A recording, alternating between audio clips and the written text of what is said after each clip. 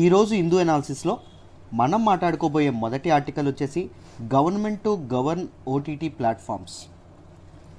Digital content is not regulated by any body as of now. ఇప్పటి వరకు digital కంటెంట్ని ఎవ్వరూ రెగ్యులేట్ చేయలేదంట. ఇప్పుడు గవర్నమెంట్ అనేది దాన్ని రెగ్యులేట్ చేయడానికి నోటిఫికేషన్ అనేది జారీ చేసింది. రెగ్యులేట్ చేయబోతున్నామని చెప్పడం అనేది జరిగింది. దీన్ని మనం యూపీఎస్సీ సిలబస్ పాయింట్ ఆఫ్ వ్యూలో జిఎస్ పేపర్ 2లో చదువుకుంటామండి. Very very very important article. జాగ్రత్తగా మీరు మెయిన్స్ పర్స్పెక్టివ్లో చాలా ఇంపార్టెంట్ అండి ఈ ఆర్టికల్. జాగ్రత్తగా వింటే క్లియర్గా అర్థం చేసే ప్రయత్నం చేస్తాను. Before analysing this article let me talk about our current affairs course. మన కరెంట్ అఫైర్స్ కోర్స్ గురించి చెప్తున్నాను చూడండి. కరెంట్ అఫైర్స్ కోర్స్ మీరు జాయిన్ అయితే మీరు ఇప్పుడు హిందూ అనాలిసిస్ ఏదైతే వింటున్నారో దానికి డీటెయిల్డ్గా నా హ్యాండ్ రిటన్ పీడిఎఫ్ అనేది మీకు వస్తుంది. ఎవ్రీడే హ్యాండ్ రిటన్ పీడిఎఫ్ అనేది ఇస్తాం. దాంతోపాటు వీక్లీ 3 ప్రిలిమ్స్ ఎంసీక్యూ సెషన్స్ అనేవి ఉంటాయి. 3 ఉంటాయండి. ట్యూస్డే, థర్స్డే అండ్ సాటర్డే ఉండడం అనేది జరుగుతుంది. ఎవ్రీ సండే ఒక మెయిన్ సెషన్ అనేది ఉంటుంది. సండే మెయిన్ సెషన్ అంటే సొసైటీని ఎలా చూడాలి, ఇష్యూస్ని ఎలా ఆలోచించాలి, మీ థాట్ ప్రాసెస్ని బిల్డ్ చేసే ప్రయత్నం అనేది దీనిలో జరుగుతుంది. దాంతోపాటు ఎవ్రీడే కరెంట్ అఫైర్స్ టెస్ట్ అనేది జరుగుతుంది. Right, everyday current affairs test జరుగుతుంది. డౌట్ క్లియరెన్స్ అనేది మీరు క్లాసుల్లో నాకు డౌట్స్ అడగచ్చు. రైట్, నా సపోర్ట్ అండ్ గైడెన్స్ కూడా మీకు ఉంటుంది. మీరు ఒకవేళ కరెంట్ అఫైర్స్ కోర్స్లో జాయిన్ అయితే, కరెంట్ అఫైర్స్ కోర్స్లో జాయిన్ అవ్వాలంటే ఇది ప్రశాంతి మేడం నెంబర్, ఈ నెంబర్కి ఫోన్ చేసి మీరు జాయిన్ అవ్వచ్చు. లైఫ్ టైం వ్యాలిడిటీతో వస్తున్నటువంటి కోర్స్ అండి. మీరు అన్నాళ్ళు కావాలంటే అన్నాళ్ళు క్లాసులు వినొచ్చు. మీకు జాబ్ వచ్చేంత వరకు ఇస్తున్నామంటే దాని అర్థం ఏంటి? మీ బాధ్యతను మేము తీసుకుంటున్నాం, అంతే కదా. సో జాబ్ వచ్చేంత వరకు మీకు ఇవ్వడం అనేది జరుగుతుంది. రైట్, ఇది ఇవ్వడం అనేది జరుగుతుంది. ఫీజు ఎంత సార్ అంటే కరెంట్ అఫైర్స్కి 6,000 రూపాయలండి.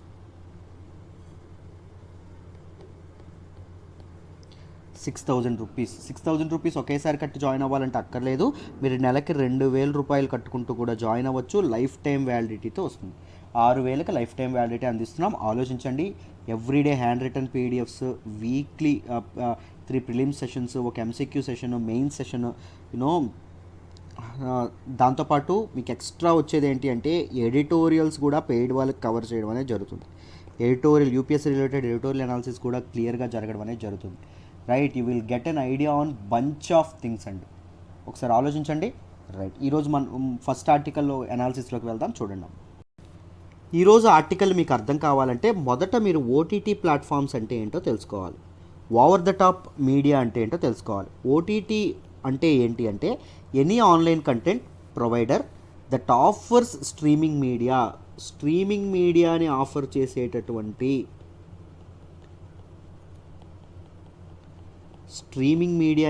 చేసేటటువంటి any content provider, online content provider దేనిలోకి వస్తారు? ఓటీటీ, ఓవర్ ద టాప్ మీడియాలోకి రావడం అనేది జరుగుతుంది. రైట్, అయితే ఇప్పుడు న్యూస్లోకి అంటే మీకు ఎగ్జాంపుల్స్ చెప్పాలంటే మనం నెట్ఫ్లిక్స్ చూస్తుంటాం కదా. నెట్ఫ్లిక్స్, అమెజాన్ ప్రైమ్, దాంతోపాటు హాట్స్టార్, ఇవన్నీ దేనిలోకి వస్తాయండి? ఓటీటీ ప్లాట్ఫామ్స్ కింద రావడం అనేది జరుగుతుంది. రైట్, ఇప్పుడు ఇది న్యూస్లోకి ఎందుకు వచ్చింది అంటే దీని గురించి సింపుల్ అండి. ఇప్పటి వరకు మామూలుగా ఏం జరిగింది అంటే డిజిటల్ మీడియాని ఎవ్వరూ రెగ్యులేట్ అనేది చేయలేదు. కానీ ఇప్పుడు ఏం చేసింది సెంట్రల్ గవర్నమెంట్ ఏం చేసింది అంటే over the top OTT platforms ఏవైతే ఉంటాయో వీటిని, లేకపోతే వీడియో స్ట్రీమింగ్ సర్వీస్ ప్రొవైడర్స్ ఏవైతే ఉంటాయో వీటిని, like Netflix, Amazon Prime, Hotstar, ఇలాంటి వాటిని Ministry of Information and Broadcasting అండర్లోకి తీసుకురావడం అనేది జరిగింది. ఈ మినిస్ట్రీ ఇప్పుడు వీటిని పర్యవేక్షించబోతుంది, గవర్న్ చేయబోతుంది అని చెప్పడం అనేది జరిగింది. రైట్, ఓటీటీ ప్లాట్ఫామ్స్ అని ఇప్పటివరకు ఎవరూ రెగ్యులేట్ చేయలేదు. ఇక్కడ నుంచి రెగ్యులేషన్ అనేది జరుగుతుందని చెప్పడం అనేది జరిగింది. అయితే ఎవరెవరు ఇప్పటివరకు దేని రెగ్యులేట్ చేస్తున్నారో చూద్దాం. చూడండి, మనం ప్రింట్ మీడియా ఉందనుకోండి. ప్రింట్ మీడియాని ఎవరు చేస్తున్నారు అంటే ప్రెస్ కౌన్సిల్ ఆఫ్ ఇండియా చేయడం అనేది జరుగుతుంది. మీ అందరికీ తెలుసు, ప్రెస్ కౌన్సిల్ ఆఫ్ ఇండియా అనేది చేయడం అనేది జరుగుతుంది. టీవీ న్యూస్ ఛానల్స్ ఏవైతే ఉన్నాయో వాటిని ఎవరు చేస్తున్నారు? న్యూస్ బ్రాడ్కాస్టర్స్ అసోసియేషన్ ఏదైతే ఉంటుందో అది చేస్తుంది. రైట్, అడ్వర్టైజింగ్ ఏదైతే ఉందో అడ్వర్టైజింగ్ని ఎవరు చేస్తున్నారు? Advertising standards council of India చేయడం అనేది జరుగుతుంది. ఫిలిమ్స్, మనం సినిమాలు చూస్తాం కదా, సినిమాలను ఎవరు చూస్తారు అంటే సిబిఎఫ్సి. దీని గురించి అందరికీ తెలుసు, right. Central board of film certification ఏదైతే ఉంటుందో వాళ్ళు చేయడం అనేది జరుగుతుంది. బట్ కానీ డిజిటల్ మీడియా ఏదైతే ఉంటుందో, డిజిటల్ మీడియా ఎటువంటి కంటెంట్ అనేది చూపించాలి, దేనికి ఎలోడు, ఏది నాట్ ఎలోడు, ఏది జనాలకు ఇబ్బంది పెడుతుంది, ఏది జనాలకు ఇబ్బంది పెట్టదు, ఇలాంటి రెగ్యులేషన్స్ అనేవి డిజిటల్ మీడియాలో లేవండి ఇప్పటి వరకు. కానీ ఎప్పుడు ఎవరి అండర్లోకి తెచ్చారు? Ministry of Information and Broadcasting అండర్లోకి తీసుకురావడం అనేది జరిగింది, రైట్. ఒక లా కూడా లేదు డిజిటల్ మీడియాని ఇది చేయడానికి, డిజిటల్ కంటెంట్ని గవర్న్ చేయడానికి ఒక అటానమస్ బాడీ కూడా లేదు, రైట్. ఒక అటానమస్ బాడీ కూడా, ఒక అథారిటీ కూడా ఇప్పటి వరకు లేదు. కానీ ఇప్పుడు ఏం చేశారు? వీటిపైన ఒక వాచ్ డాగ్ని పెట్టడం అనేది జరిగింది. దేన్ని పెట్టారు? Ministry of Information and broadcasting అనేది ఇక్కడ నుంచి చూసుకుంటుందమ్మా, రైట్. అయితే ఈ రీసెంట్ నోటిఫికేషన్ ఏదైతే రిలీజ్ చేశారో దానిలో ఏం చెప్పారు అంటే online films, digital news, current affairs content, ఇవన్నీ ఐఎన్బి మినిస్ట్రీ ఏదైతే ఉందో, ministry of Information and broadcasting ఏదైతే ఉందో వాటి కిందకు రావడం అనేది జరుగుతుంది ఇక్కడ నుంచి అని చెప్పడం అనేది జరిగింది, రైట్. కానీ అండర్లోకి వస్తుందని చెప్పారు, కానీ ఎలా గవర్న్ చేస్తారు, వాట్ ఈస్ ద ప్రొసీజర్, వాళ్ళకి ఇచ్చినటువంటి రూల్స్ అండ్ రెస్ట్రిక్షన్స్ ఏంటి, ఇలాంటి వాటి మీద ఎటువంటి ఇది అనేది చేయలేదండి.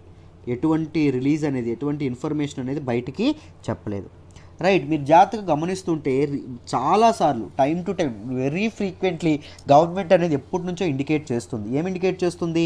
ఈ ప్లాట్ఫామ్స్ ఏవైతే ఉన్నాయో జనాల్ని పక్కదావ పట్టిస్తున్నాయి, వాటి వల్ల ప్రాబ్లమ్స్ కూడా చాలా తలెత్తున్నాయి, కల్చరల్ హార్మోనీకి ఇబ్బంది అవుతుంది, ఇలా చాలా చాలా కన్సర్న్స్ ఉన్నాయి. సో వాటిని రెగ్యులేట్ చేయాలి అని చెప్పి ఇండికేషన్స్ అనేవి పాస్ చేస్తుంది, రైట్. దాంతోపాటు ఏం చేయాలనుకుంది?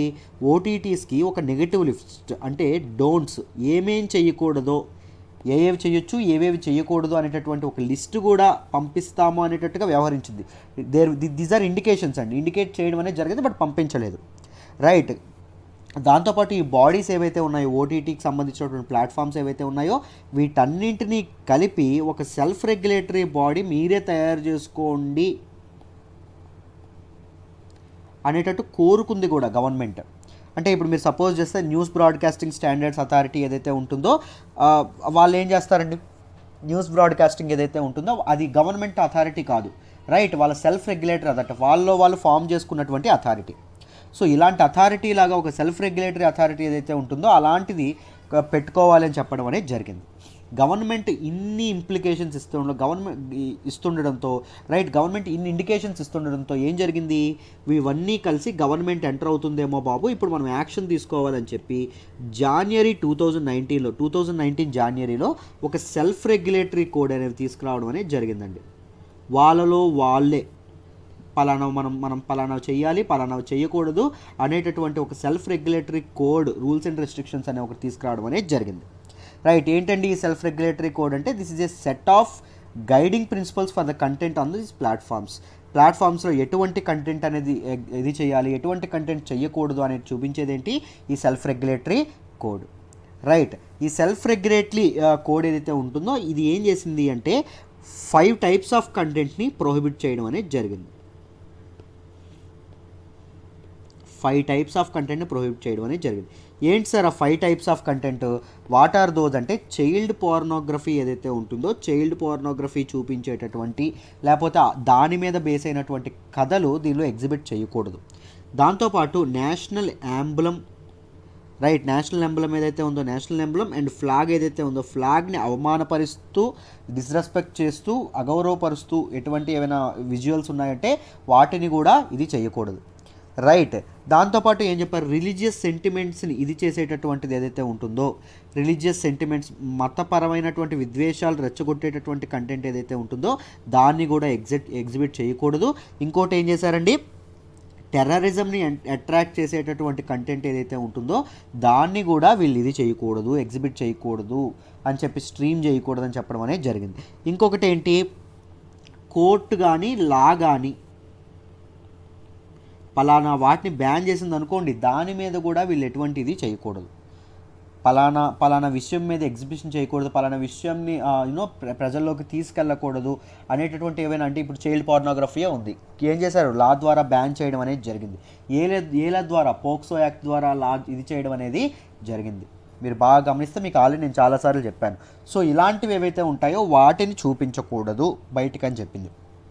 కానీ ఈ 5 types of prohibition of this 5 types of content లేదా సెల్ఫ్ రెగ్యులేటరీ కోడ్ ఏదైతే ఉందో దీన్ని గవర్నమెంట్ అపోజ్ చేయడం అనేది జరిగింది. వాళ్ళు నిర్ణయాలు తీసుకున్నారు, కానీ ఈ ఒక్క 5 ఉన్నాయా ఇబ్బందులు, ఇంకా చాలా ఇబ్బందులు ఉన్నాయి. వాళ్ళు సరిగ్గా ఇది చేయట్లేదు, రైట్, సరిగ్గా రెగ్యులేట్ చేయలేకపోతున్నారు. కంటెంట్ అనేది చాలా విరివిగా రావడం అనేది జరుగుతుంది. దాంతోపాటు నూడిటీ అనేది బాగా పెరిగిపోతుంది ఓటీటీ ప్లాట్ఫామ్స్లో. దాంతోపాటు ఫౌల్ వర్డ్స్ ఏవైతే ఉన్నాయో అలాంటివి కూడా ఎక్కువగా ఉంటున్నాయి. సో ఒక ఫ్రీడమ్ అనేది పెరిగిపోవడం వల్ల ఇది చేస్తున్నారు. సో ఇది అనేది ఉండాలి అని చెప్పి గవర్నమెంట్ అనేది ఈ సెల్ఫ్ రెగ్యులేటరీ కోడ్ ఏదైతే ఉంటుందో అది చాలా దీనిగా చేయడం జరిగింది. దాంతోపాటు ఈ సెల్ఫ్ రెగ్యులేటరీ కోడ్తో మెయిన్ ఇష్యూ ఏంటి అంటే వీళ్ళందరూ కలిసి నిర్ణయించుకున్న ఏం జరిగింది, there was no bounding principle. కన్ఫామ్గా అంటే ఒక లీగాలిటీ లేదండి, చట్టపరంగా ఇది చేస్తే శిక్ష పడుతుంది అనేటటువంటి ఏ నిర్ణయాలు తీసుకోలేదు. వాటిని ప్రొహిబిట్ చేయాలి అని చేసుకున్నారు. సో అదేమైంది, ఆ లీనియన్స్ వల్ల ఏమైందంటే వీళ్ళు ఫ్రీగా ఆ కంటెంట్ని అవాయిడ్ చేయకుండా దాన్ని కూడా ఎగ్జిబిట్ చేస్తూ ఉండడం అనేది జరిగింది. So the self regulatory code ఏదైతే ఉంటుందో this is a failure, right. ఈ కట్టడి చేయడంలో, రెగ్యులేట్ చేయడంలో చాలా ఫెయిల్ అయిందని చెప్పడం అనేది జరిగింది. అయితే గవర్నమెంట్ ఎక్స్పర్ట్స్ ఏమంటున్నారు, ఇప్పుడు దీనిలోకి తీసుకురావడం అనేది జరిగింది కదమ్మా, దేనిలోకి, మినిస్ట్రీ ఆఫ్ ఇన్ఫర్మేషన్ అండ్ బ్రాడ్కాస్టింగ్లోకి అండర్లోకి తీసుకురావడం అనేది జరిగింది. దీనికి ఎక్స్పర్ట్స్ ఏమంటున్నారు అంటే గవర్నమెంట్స్ ఇదేం మేము పెద్ద షాకింగ్ విషయం ఏం కాదు, గవర్నమెంట్స్ ఎప్పటి నుంచో మాకు ఇండికేషన్స్ అనేవి ఇస్తున్నాయి గవర్న్ చేయబోతున్నాము అని చెప్పి. బట్ ద రెగ్యులేషన్ వస్తుందని చెప్పింది కానీ what is the exact nature of regulation అనేది ఇంకా తెలియలేదు, దట్ వాజ్ నాట్ క్లియర్ అని చెప్పడం అనేది జరిగింది, రైట్. ఎలా రెగ్యులేట్ చేస్తారు, ఏమేమి చూపించకూడదు, ఎలాంటివి చేయాలి అనేటటువంటి గైడ్ లైన్స్ అయితే మాకేం ఇవ్వలేదని చెప్పడం అనేది జరిగింది. దాంతోపాటు డిజిటల్ మీడియా అని అన్నారు, కానీ డిజిటల్ మీడియా అంటే ఏంటో వీళ్ళు మాకు చెప్పలేదు, డిజిటల్ మీడియా అంటే ఏంటో మాకు వీళ్ళు చెప్పలేదు అని చెప్పడం అనేది జరిగింది. కరెక్ట్ డెఫినేషన్ అనేది ఇవ్వలేదు.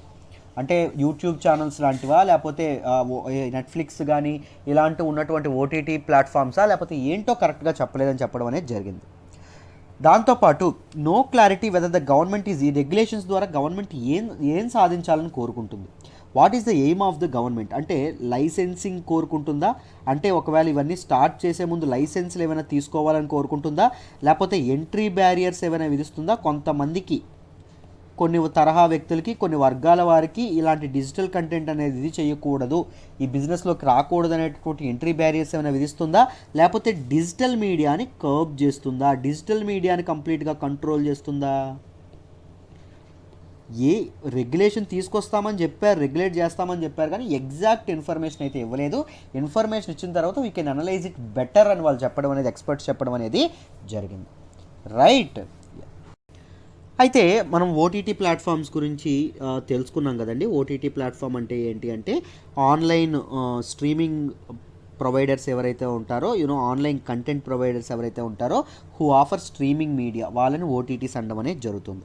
వీటి ద్వారా బెనిఫిట్స్ ఏంటి, ఛాలెంజెస్ ఏంటి, why it is needed to regulate them అని మనం మాట్లాడుకుంటే వీటి నుంచి బెనిఫిట్స్ చూద్దాం ముందు. First benefits creative use of media అండి. మీడియాని క్రియేటివ్ యూజ్కి వాడడం అనేది జరుగుతుంది, రైట్. డిఫరెంట్ ఇదనేది పెరుగుతుంది. డిఫరెంట్ తరహా వ్యక్తులు, డిఫరెంట్ డైమెన్షన్స్ ఉన్నటువంటి వ్యక్తులు ఎప్పుడైతే ఈ సిస్టంలో ఇదైతే ఎప్పుడైతే యాక్సెసిబిలిటీ కనిపిస్తుందో వాళ్ళందరూ వచ్చి క్రియేటివ్గా ఆలోచించడం, మంచి కొత్త కథలతో సినిమాలు తీయడం ఇవన్నీ జరుగుతుంది. ఎంటర్టైన్మెంట్లో క్రియేటివ్నెస్ అనేది పెరుగుతుంది. దాంతోపాటు ఆన్ డిమాండ్ మీడియా కన్జంప్షన్, అరచేతిలోని సినిమాలు చూసేసుకోవచ్చు కాబట్టి దీని ద్వారా ఎప్పుడు చూడాలంటే అప్పుడు చూసుకోవచ్చు. ఒక బస్సులో ఒక ఆయన ట్రావెల్ చేస్తున్నాడు అనుకోండి, రైట్, ఒకప్పుడు ఎలా ఉండేది, ఇంటికి వచ్చి అప్పుడు సినిమాలు చూసుకోవాలి, కానీ ఇప్పుడేమైంది, తన ఫోన్లోనే నెట్ఫ్లిక్స్, అమెజాన్ ప్రైమ్ ఓపెన్ చేసుకొని ఏదైనా సినిమా చూసుకోవచ్చు. ఆన్ డిమాండ్ మీడియా కన్జంప్షన్ అనేది జరుగుతుంది కాబట్టి అది కూడా ప్రజలకి చాలా ఉపయోగపడడం అనేది జరుగుతుంది. Sustenance of media and entertainment industry,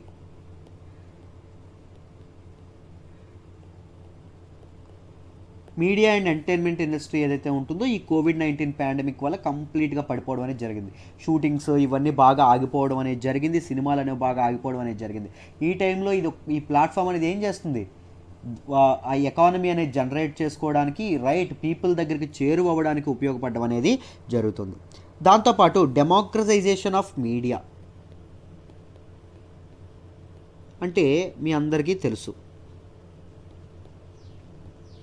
nepotism అనే పదం ఈ మధ్య చాలాసార్లు వినిపిస్తుంది. అంటే యాక్టర్స్ పిల్లలే యాక్టర్స్ అవ్వడం, లేకపోతే వాళ్ళే రావడం, డైరెక్టర్స్ వాళ్ళని సపోర్ట్ చేసుకోవడం, ఇలా కాకుండా డెమోక్రటైజేషన్ అవుతుంది. అంటే వివిధ రకాలైనటువంటి ప్రజలకి మీడియా ఈ క్రియేటివ్ ఫీల్డ్ ఏదైతే ఉంటుందో ఇది దగ్గర అవ్వడం అనేది జరుగుతుంది. Right, these are the important benefits of OTT platform అండి. So what are the concerns? అంతా బాగానే ఉంది కదండి, మరి ఇష్యూస్ ఏంటి, ఎందుకు దీన్ని రెగ్యులేట్ చేయాలంటే, మొదటిది ఎందుకు ఇబ్బంది అంటే ల్యాక్ ఆఫ్ రెగ్యులేషన్. ఇప్పటి వరకు ఏంటి, వీటికి రెగ్యులేట్ చేసే వాళ్ళే ఎవ్వరూ లేరు. దాంతోపాటు రెండవది ఏంటండి, సెన్సార్షిప్. కల్చరల్ హార్మోనీని కాపాడడం కోసం కానీ, సొసైటీలో మారల్ వాల్యూస్ ఎథికల్గా సొసైటీని కాపాడుకోవడానికి గవర్నమెంట్ సెన్సార్ చేస్తూ ఉంటుంది. దేనండి, ఫిలిమ్స్ని కానీ వీటినన్నింటినీ సెన్సార్ చేస్తూ ఉంటుంది. బట్ వీటికి సెన్సార్షిప్ అనేది లేకపోవడం కూడా ఒక రకమైనటువంటి ఇబ్బంది. రైట్, తర్వాత cultural homogenization, very very important. Cultural homogenization చూడండి అమ్మ, ఏం లేదు, ఇప్పుడు ఓటీటీ ప్లాట్ఫామ్స్లో డిఫరెంట్ కల్చర్స్, డిఫరెంట్ కంట్రీస్కి సంబంధించినటువంటివి ఇవి రావడం అనేది జరుగుతుంది. ఏవి, ముఖ్యంగా ఫిలిమ్స్ కానీ లేకపోతే వెబ్ సిరీస్లు కానీ ఇవన్నీ మనం చూస్తూ ఉంటాం. దానివల్ల ఏం జరుగుతుంది, మన కల్చర్ మీద వాళ్ళ కల్చర్ యొక్క ఎఫెక్ట్ అనేది పడుతుంది. Right, people ten to try new, కొత్త ట్రై చేద్దాం అనేటటువంటి ఉత్సుకత మనిషికి ఉంటుంది, మానవుడికి ఉంటుంది. సినిమాల్లో వాళ్ళ కల్చరు చూసి వాళ్ళకి అవి కొత్త కాబట్టి అవి ఫాలో అయ్యే అవకాశం ఉంది. సో మన కల్చర్ అనేది కాస్త ఇదైపోయే అవకాశం అనేది ఉంది అని చెప్పడం అనేది జరిగింది. రైట్, కల్చరల్ హోమోజనైజేషన్ వల్ల కొంత మంచే జరుగుతుంది. రైట్, డిఫరెంట్ కల్చర్స్ తెలుస్తాయి, వాళ్ళ జీవన విధానాలు తెలుస్తాయి. రైట్, ఇవన్నీ తెలియడం అనేది జరుగుతుంది, అది కరెక్టే. బట్ దానివల్ల బ్యాడ్ ఇంపాక్ట్స్ కూడా ఉండడం అనేది జరిగింది. So these are the issues అనేవి గట్టిగా బాగా ఎక్కువగా ఉండడం అనేది జరిగింది. సో అందుకోసం అని చెప్పి దీన్ని రెగ్యులేట్ చేద్దామని చెప్పి గవర్నమెంట్ అంటుండడం అనేది జరిగింది. రైట్, మొత్తం ఓటీటీస్ అంటే ఏంటి, బెనిఫిట్స్ ఏంటి, ఇష్యూస్ ఏంటి, ఇప్పుడు ఏమొచ్చింది న్యూస్లోకి, ఇవన్నీ మీకు క్లియర్గా అర్థమయ్యాయని అనుకుంటున్నానమ్మా. Right, I hope you are able to understand. Notes మీకు కావాలి అంటే you can join current affairs course. Just 6,000 రూపాయలకి ఇస్తున్నాము, నెలకి 2,000 చొప్పున మీరు కట్టుకోవచ్చు. లైఫ్ టైం వ్యాలిడిటీతో వస్తుంది. లైవ్ సెషన్స్ ఉంటాయి, డౌట్ క్లియరెన్స్ సెషన్స్, దాంతోపాటు మెయిన్స్ ఆన్సర్ రైటింగ్ సెషన్స్ ఇవన్నీ ఉంటాయి. Think wise. రైట్, మనం మాట్లాడుకోబోయే నెక్స్ట్ ఆర్టికల్ వచ్చేసి 1.46 lakh crore అవుట్లే ఓవర్ 5 years. జాగ్రత్తగా వినండమ్మా, దీన్ని మనం పిఎల్ఐ స్కీమ్ ఏదైతే ఉంటుందో, ప్రొడక్షన్ లింక్డ్ ఇన్సెంటివ్ స్కీమ్ ఏదైతే ఉంటుందో ఆ కాంటెక్స్ట్లో చదువుకుంటాం. సిలబస్ పర్స్పెక్టివ్లో జిఎస్ పేపర్ 3లో దీన్ని చదువుకోవడం అనేది జరుగుతుంది. జాగ్రత్తగా వింటే మీకు క్లియర్గా అర్థమైపోతుంది, ఒకసారి వినండి. ఈ ఆర్టికల్ మీకు అర్థం కావాలంటే మొదట మీరు బేసిక్స్ కొన్ని తెలుసుకోవాలి. First production linked incentive scheme అంటే ఏంటో తెలుసుకోవాలి. చూడండి, ప్రొడక్షన్ లింక్డ్ ఇన్సెంటివ్ స్కీమ్ పేరులోనే ఉంది. ఇన్సెంటివ్ స్కీమ్ అంటే ఇన్సెంటివ్స్ ఇస్తారు, అంటే ఎక్స్ట్రా ఇన్సెంటివ్స్ ఏవైనా యాడ్ చేయాల్సినటువంటి ఎక్స్ట్రా ప్రొవిజన్స్ అనేవి ఇస్తారు. దేనికి లింక్డ్, అది ప్రొడక్షన్కి లింక్డ్. అంటే ఎవరైతే మ్యానుఫ్యాక్చర్స్ కరెక్ట్గా బాగా ఇంపార్టెంట్ ప్రొడక్షన్స్ చేస్తారో వాళ్ళ తాలూకా మ్యానుఫ్యాక్చర్స్ యొక్క ప్రొడక్షన్ని బేస్ చేసుకొని ఇచ్చేటటువంటి ఇన్సెంటివ్ స్కీమ్ని ఏమంటాము, ప్రొడక్షన్ లింక్డ్ ఇన్సెంటివ్ స్కీమ్ అంటాం. రైట్, సింపుల్గా మీకు దీని గురించి డీటెయిల్డ్గా ఎక్స్ప్లెయిన్ చేస్తాను చూడండి. It is an outcome and output based scheme అండి. అంటే ప్రొడక్షన్ వస్తేనే, ఎంత ప్రొడక్షన్ వస్తే అంత ఇన్సెంటివ్ ఇవ్వడం అనేది జరుగుతుంది. రైట్, అది గుర్తుపెట్టుకోండి. Right, incentives will be paid only if the manufacturers make the goods. Manufacturers ఎవరైతే ఉంటారో, తయారీదారులు ఎవరైతే ఉంటారో వాళ్ళు ఈ గూడ్స్ని తయారు చేస్తేనే పిఎల్ఐ వర్తించడం అనేది జరుగుతుంది. కన్ఫామ్గా గూడ్స్ తయారు చేయాలి. రైట్, ఎన్నాళ్ళు ఇస్తారు సార్ ఈ క్యాష్ ఇన్సెంటివ్స్ అంటే minimum 5 years to maximum 7 years ఇవ్వడం అనేది జరుగుతుంది. రైట్, ఇన్సెంటివ్స్ ఎలా ప్రొవైడ్ చేస్తారు, అసలు స్కీమ్ సంగతి ఏంటో చెప్పండి సార్ అని అడిగారు అనుకోండి. సపోజ్ నేను చెప్తున్నాను చూడండి. సపోజ్ 2020లో ఒక కంపెనీ, ఒక మొబైల్ కంపెనీ అనుకోండి, మొబైల్ ఫోన్స్ కంపెనీ 100 ఫోన్లు అమ్మింది అనుకోండి. ఏందండి, 100 ఫోన్స్ అమ్మింది అనుకోండి ఇన్ కేసు. ఇప్పుడు 2021లో 120 ఫోన్లు అమ్మింది అనుకోండి. రైట్, ఎంత పెరిగిందండి? 20. ఈ ఇంక్రిమెంటల్ సేల్ ఏదైతే ఉంటుందో దీనిలో మ్యాక్సిమం 6%, ఈ 20 ఫోన్ల ఐదానికి ఒక్కొక్క ఫోన్ 10,000 అనుకోండి. సపోజ్ 10,000 ఒక్కొక్క ఇది అయితే 20 ఫోన్స్ ఇది చేయడానికి ఎంత అవుతుంది? 2 lakhs వచ్చింది కదా. ఈ 2 lakhsలో 6% అంటే ఎంత అండి? 12,000 గవర్నమెంట్ ఇస్తుంది. మీకు అర్థమైందా? రైట్, బేస్ ఇయర్తో ఎంతెంత పెంచుతున్నారో. రైట్, ఇప్పుడు నెక్స్ట్ ఇయర్ 140 వచ్చింది అనుకోండి. సపోజ్ బేస్ ఇయర్ 100 అంటే 2020లో 100, ఇప్పుడు 140 అంటే 40 పెరిగినాయి. 40 పెరిగితే ఏమవుతుంది? ఇన్సెంటివ్ ఆ 40 మీద 6% ఏదైతే సేల్ వాల్యూకి 6% ఏదైతే ఉంటుందో దాన్ని ఇన్సెంటివ్గా ఇవ్వడం అనేది జరుగుతుంది. సో మీకు ప్రొడక్షన్ లింక్డ్ ఇన్సెంటివ్ స్కీమ్ ఏంటో అర్థమైంది అనుకుంటున్నాను. సో ఎవరికైనా ఇస్తారా సార్ అంటే కాదు. ఎవరికి ఇస్తారు అంటే అవి ఇండియన్ కంపెనీస్ అయి ఉండాలి, భారతీయ కంపెనీలు అయి ఉండాలి. ఇంకొకటి ఏంటి అంటే ఒకవేళ ఫారిన్ కంపెనీలకు కూడా ఇస్తారు. కానీ ఎప్పుడు ఇస్తారు అంటే ఆ గూడ్స్ని ఆ కంపెనీ ఇండియాలో తయారు చేసి ఉండాలి. That should be made in India, భారత భూభాగంలో తయారు చేసి ఉండాలి. అప్పుడు దీని ఇంక్రిమెంట్ ఈ పిఎల్ఐ స్కీమ్ అనేది వర్తించడం అనేది జరుగుతుంది. Right, I hope PLI scheme అంటే ఏంటో మీకు అర్థమైందనే అనుకుంటున్నాను. సో పిఎల్ఐ స్కీము ఇప్పుడు ఏం చేశారు అంటే, ముందు పిఎల్ఐ స్కీము కొన్ని తక్కువ సెక్టార్స్కి ఉండడం అనేది జరిగింది. ముఖ్యంగా ఈ మొబైల్స్ ఏవైతే ఉన్నాయో, mobiles, medical devices, mobiles and some pharmaceutical ingredients, వీటికే ఉండడం అనేది జరిగేది. ఇప్పుడు దీన్ని ఏం చేశారు అంటే మొత్తం పిఎల్ఐ స్కీమ్ని 10 అదర్ సెక్టార్స్కి విస్తరించడం అనేది జరిగింది, ఎక్స్పాండ్ చేయడం అనేది జరిగింది. సో ఈ 10 సెక్టార్స్ ఏంటి సార్ అంటే food processing, telecom, electronics, textiles, specialty steel, automobiles, auto components, solar photovoltaic modules, white goods అంటే ఏంటి అంటే ఎల్సిడీలు, లేకపోతే ఎయిర్ కండిషనర్లు, లేకపోతే రిఫ్రిజిరేటర్లు, వాషింగ్ మిషన్స్, వీటన్నిటిని వైట్ గూడ్స్ అంటామండి. వీటన్నిటిని తయారు చేసే కంపెనీలు ఏవైతే ఉన్నాయో వాళ్ళకి ప్రొడక్షన్ లింక్డ్ ఇన్సెంటివ్ స్కీమ్ ఏదైతే ఉంటుందో అది వర్తిస్తున్నట్టు చెప్పడం అనేది జరిగింది. ఏ ప్రాతిపదికన ఈ సెక్టార్స్ని ఎంచుకున్నారు sir? This selection of these sectors was done on the basis of first their potential to create jobs. A sector అయితే ఎక్కువ జాబ్స్ క్రియేట్ చేస్తుందో ఆ సెక్టార్ని ఎంచుకున్నారండి. దాంతోపాటు గ్లోబల్ వాల్యూ చైన్ ఏదైతే ఉంటుందో దాన్ని కూడా ఇది చేయడం అనేది జరిగింది. దాంతోపాటు సన్ రైజ్ సెక్టార్స్ ఏంటంటే బాగా ఎక్కువ గ్రో అవుతున్నటువంటి సెక్టార్స్. రైట్, నెక్స్ట్ ఏంటంటే larger principles of self reliant. భారతదేశం తన కాళ్ళ మీద తను నిలబడడానికి, ఆత్మనిర్భర్ భారత్ని సాధించడానికి ఏవైతే సెక్టార్స్ బాగా ఉపయోగపడతాయో వాటికి దీన్ని వర్తించడం అనేది జరిగిందమ్మా. మొత్తం దీని బడ్జెట్ ఎంత ఈ ఎక్స్పాన్షన్కి, ఈ పిఎల్ఐ స్కీమ్ ఇప్పుడు లాంచ్ చేసినటువంటి దానికి అంటే 1.46 lakh crores అండి. రైట్, ఎంత కాలానికి? మొత్తం 5 ఏళ్ల కాలానికి 5 years ఇన్సెంటివ్స్ అనేవి ఇవ్వనున్నారు ఈ స్కీమ్ అండర్లో. రైట్, చూడండి అమ్మా, ఈ 1.47 crores ఏదైతే ఉంటుందో దానిలో హయ్యెస్ట్ అమౌంట్ 57,000 crores ఎవరికి అందించడం జరిగింది అంటే automobiles and auto components production, వీళ్ళకి అందించడం అనేది జరిగింది. ఈ సెక్టార్కి ఎక్కువ ఇవ్వడం అనేది జరిగింది.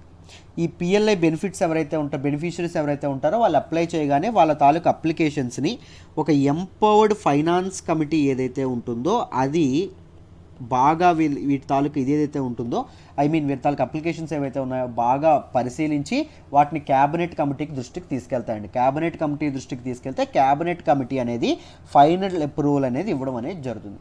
యూనియన్ క్యాబినెట్ అనేది ఫైనల్ అప్రూవల్ ఇవ్వడం అనేది జరుగుతుంది, ఎవరు బెనిఫిషరీసో ఎవరు బెనిఫిషరీస్ కాదో. Right. So this is all about PLI scheme. మీకు పిఎల్ఐ స్కీమ్ గురించి డీటెయిల్డ్గా అర్థమైందనే అనుకుంటున్నాను. ఇప్పుడు చూడండి, what might be the benefits of the scheme. దీనివల్ల మనకు ఒరిగేదేంటి, లాభాలేంటి చూడండి అమ్మా. The first one is Indian మ్యానుఫ్యాక్చరర్స్ని గ్లోబల్లీ కాంపిటేటివ్గా చేయడం అనేది జరుగుతుంది. భారతీయ తయారీదారులు ఎవరైతే ఉన్నారో వాళ్ళు చాలా గ్లోబల్ మార్కెట్లో చాలా కాంపిటేటివ్ అవ్వడం అనేది జరుగుతుంది. దాంతోపాటు it also attract investments. Foreign కంట్రీలకు కూడా ఇస్తామని చెప్పాం కదా. ఏమని చెప్పాం, ఇండియాలో మీరు ఒక ఇదేదైనా స్టేషన్ కానీ మీ తాలూకా యూనిట్ కానీ ఏదైనా ఓపెన్ చేసుకొని మ్యానుఫ్యాక్చరింగ్ యూనిట్, దాని ద్వారా మ్యానుఫ్యాక్చరింగ్ చేసినా మీకు ఇస్తామని చెప్పింది కదా. సో ఇన్వెస్ట్మెంట్స్ కూడా అట్రాక్ట్ అవ్వడానికి ఇది ఉంటుంది. ఇన్వెస్ట్మెంట్స్ అట్రాక్ట్ అయితే ఏమవుతుందండి, జాబ్ క్రియేషన్, ఎంప్లాయ్మెంట్ క్రియేషన్ అనేది, ఎంప్లాయ్మెంట్ ఆపర్చునిటీస్ అనేవి బాగా పెరగడం అనేది జరుగుతుంది. దాంతోపాటు it also ensure efficiencies. We are not using our full potential till now. But ఇలాంటివి జరగడం వల్ల ఏమవుతుంది, ఇన్సెంటివ్స్ కోసమైనా ఎక్కువ మంది తమ ఫుల్ పొటెన్షియల్తో పనిచేయడం అనేది జరుగుతుంది. ఇంక్రిమెంటల్ సేల్స్ మీద ఇస్తారు కదమ్మా దీన్ని. సో ఎంత ఎక్కువ సేల్స్ని ఇంక్రీజ్ చేయాలంటే అంత ఎక్కువ సేల్స్ని ఇంక్రీజ్ చేయడానికి కంపెనీస్, ఫార్మ్స్ ప్రయత్నించడం అనేది జరుగుతుంది. Right. And it also enhances exports. మన దేశంలో ఎక్కువ తయారనుకోండి సామాన్లు, ఎగుమతులు కూడా బాగా పెరుగుతాయి. రైట్. మేక్ ఇన్ ఇండియా ఏదైతే ఉంటుందో this is an integral part of global supply chain అవ్వడం అనేది జరుగుతుందండి. రైట్. గ్లోబల్ సప్లై చైన్లో భారతదేశంలో తయారీ అయినటువంటి వస్తువులకి మంచి కాంపిటీషన్ ఉంటుంది. గ్లోబల్ సప్లై చైన్లో మేడ్ ఇన్ ఇండియా ప్రొడక్ట్స్ ఏవైతే ఉంటాయో వాటికి మంచి వాల్యూ కూడా రావడం అనేది జరుగుతుంది. రైట్. ఇంటిగ్రల్ పార్ట్, సిగ్నిఫికెంట్ స్టేక్ని మన గ్లోబల్ ట్రేడ్లో మనం ఆక్రమించడం అనేది జరుగుతుంది ఈ స్కీమ్ వల్ల. So these are the advantages of this production linked incentive scheme. I hope మీకు డీటెయిల్డ్గా ఈ ఆర్టికల్ క్లియర్గా అర్థమైందని అనుకుంటున్నాను, అంతా డీటెయిల్గా చెప్పానని అనుకుంటున్నాను. Let me move to the next article అమ్మ. మనం మాట్లాడుకోబోయే నెక్స్ట్ ఆర్టికల్ వచ్చేసి స్పట్నిక్ 5 వ్యాక్సిన్ 92% ఎఫెక్టివ్. వ్యాక్సిన్ అంటే ఏంటో ముందు తెలుసుకోవాలి, స్పట్నిక్ 5 అంటే ఏంటో తర్వాత తెలుసుకోవాలి, ఈ ఎఫెక్టివ్నెస్ అంటే ఏంటో తర్వాత తెలుసుకోవాలి. నేను డీటెయిల్డ్గా వీటి గురించి ఆల్రెడీ నేను చెప్పాను. రైట్. బట్ మళ్ళీ ఒక్కసారి అన్నింటినీ టచ్ చేద్దాం, డోంట్ వరీ. రైట్. ఈ ఆర్టికల్ని మనం సైన్స్ అండ్ టెక్నాలజీలో జిఎస్ పేపర్ 3లో చదువుకోవడం అనేది జరుగుతుంది, సిలబస్ పాయింట్ ఆఫ్ వ్యూలో. జాగ్రత్తగా వినండమ్మా, క్లియర్గా ఎక్స్ప్లెయిన్ చేసే ప్రయత్నం అయితే చేస్తాను. What is a vaccine? Vaccine అంటే ఏంటమ్మా? తెలుగులో టీకా అంటాం కదా. This is a biological preparation that improves immunity to A particular disease. మనకు ఒక వ్యాధి వచ్చింది అనుకోండి, దానికి మామూలుగా మన ఆ వ్యాధితో పోరాడడం అనేది ఏం చేస్తుంది, మన బొంట్లో ఉన్నటువంటి వ్యాధి నిరోధక శక్తి, ఇమ్యూనిటీ అనేది పోటీ చేయడం అనేది జరుగుతుంది ఆ వ్యాధి ఎవరైతే కలగజేస్తారో ఆ ఆర్గానిజంతో. రైట్. ఆ పారాసైట్తో. రైట్. అయితే కొన్నిసార్లు మన ఇమ్యూన్ సిస్టమ్ అనేది వచ్చిన దాన్ని డిటెక్ట్ చేయలేదు. డిటెక్ట్ చేసిన తర్వాత ఈజీగా ఫైట్ చేస్తుంది, కరెక్టే. కొన్నిసార్లు డిటెక్ట్ చేయలేదు. రైట్. ఆ డిటెక్ట్ చేయడానికి ఏం చేస్తారు అంటే టీకాను వేయడం అనేది జరుగుతుంది. ఇమ్యూన్ రెస్పాన్స్ ఏం చేస్తారు అంటే ఈ వ్యాక్సిన్ వేసి పెంచడం అనేది జరుగుతుంది. ఈ వ్యాక్సిన్ అంటే మా ఎల్టీఎక్స్ క్లాసెస్ దీనిలో కూడా ఉంటుందండి, డిస్క్రిప్షన్లో లింక్ ఇస్తాను. సురేష్ సార్ చాలా బాగా చెప్పారు, ఆ వీడియో చూడండి, మీకు డీటెయిల్డ్గా అర్థమవుతుంది. రైట్. వ్యాక్సిన్లో ఏముంటుందండి, it contains A disease causing micro organism. ఈ డిసీజ్ కాజింగ్ మైక్రో ఆర్గానిజం తాలూకా ఒక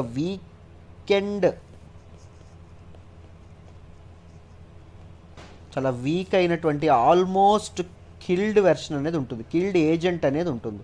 దాన్ని బాడీలోకి పంపిస్తారు, దానివల్ల మనకు పెద్ద నష్టం అయితే ఏమి ఉండదు.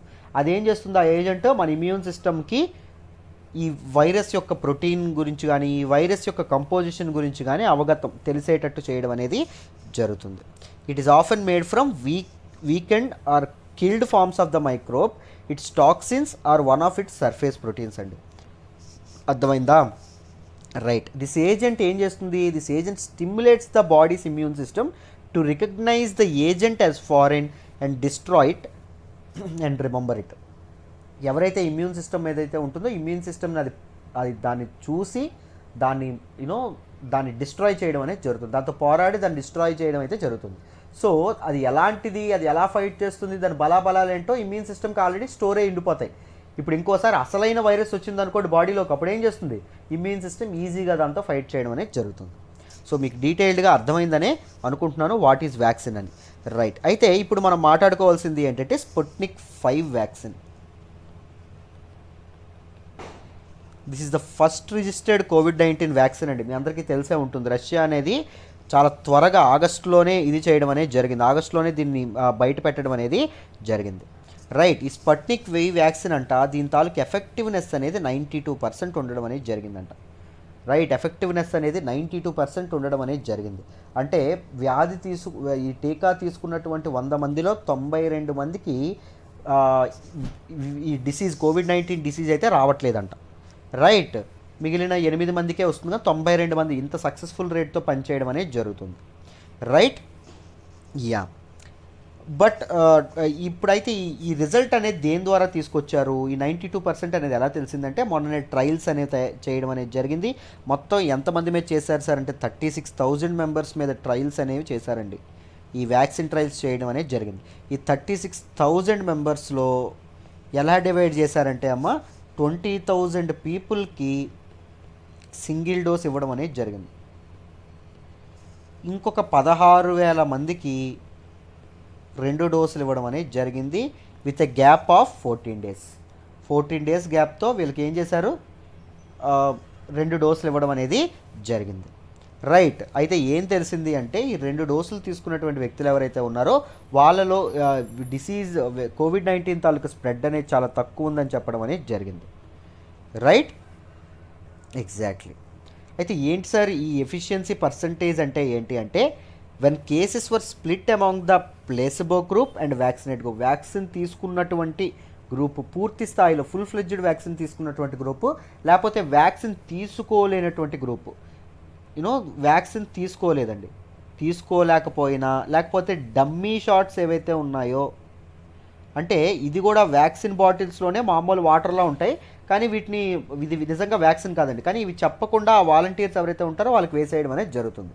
సో ఈ డమ్మీ షాట్స్ ఏవైతే ఉంటాయో డమ్మీ షాట్స్, లేకపోతే నాట్ ఫుల్ ఫ్లెడ్జ్డ్ అంటే ఇప్పుడు సింగిల్ డోస్ వ్యాక్సిన్ అంటారు చూసారా, ఒక డోసే ఇవ్వడం ఒక వ్యాక్సిన్లో.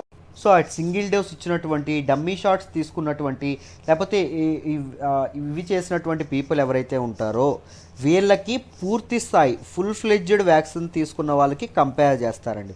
కంపేర్ చేసి ఈ పర్సంటేజ్ ఇవ్వడం అనేది జరుగుతుంది. సో ఈ కంపారిజన్లో ఏం తేలింది? 92% ఆఫ్ ద పీపుల్ ఎవరైతే ఉన్నారో 92% పీపుల్ వ్యాక్సిన్ తీసుకున్నటువంటి వాలంటీర్స్లో వాళ్ళు చాలా సేఫ్గా ఉండడం అనేది జరిగిందంట. రీసెంట్గా మనం గమనిస్తే ఫిజర్ అనేటటువంటి యుఎస్ బేస్డ్ ఫార్మాసిటికల్ కంపెనీ ఏం చేశారండి, వీళ్ళు ఎంఆర్ఎన్ఏ వ్యాక్సిన్ ఒకదాన్ని కనుక్కోవడం అనేది జరిగింది. మెసెంజర్ ఆర్ఎన్ఏ వ్యాక్సిన్ అనేది కనుక్కోవడం అనేది జరిగింది. రైట్. నేను నిన్న కూడా ఎడిటోరియల్లో మన పెయిడ్ వాళ్ళకి చెప్పడం అనేది జరిగింది ఏంటి ఎంఆర్ఎన్ఏ, ఎలా పనిచేస్తుంది ఏంటి అని. రైట్. మీరు జాయిన్ అయితే మీకు ఎడిటోరియల్స్ కూడా చక్కగా కవర్ చేయడం అనేది జరుగుతుంది. అయితే ఈ ఫిజర్ తయారు చేసినటువంటి ఎంఆర్ఎన్ఏ వ్యాక్సిన్ ఏదైతే ఉంటుందో దీని తాలూకా ఇదంతా చెప్పారు అంటే ఎఫెక్టివ్నెస్ 90% అని నేను చెప్పడం అనేది జరిగింది. రీసెంట్గానే మనం మాట్లాడుకున్నాం కూడా దీని గురించి. రైట్. బట్ మన స్పుట్నిక్ 5 వీళ్ళు ఏం చెప్తున్నారు అంటే చక్కగా ఉన్నాయి, ఫేజ్ 3 ట్రయల్స్ కూడా ఎటువంటి సేఫ్గా అవుతున్నాయి. Right. No adverse events were reported till now in phase 3 trials అని చెప్పడం అనేది జరిగింది. ఈ స్పుట్నిక్ 5 ఏదైతే ఉంటుందో దీని తాలూకా మాస్ మ్యానుఫ్యాక్చరింగ్ అనేది ఆల్రెడీ స్టార్ట్ అయిపోయింది. It will be available for a wider population first in Russia, తర్వాత మిగిలిన ప్రపంచాలకు ఇస్తామని చెప్పడం అనేది జరిగింది. Right. This is all about this ఆర్టికల్లో ఉన్నదండి. ఇప్పుడు ఈ స్పుట్నిక్ 5 గురించి కొన్ని ఫ్యాక్ట్స్ ఏమి ఉన్నాయో చూద్దాం, జాగ్రత్తగా వినండి అమ్మా.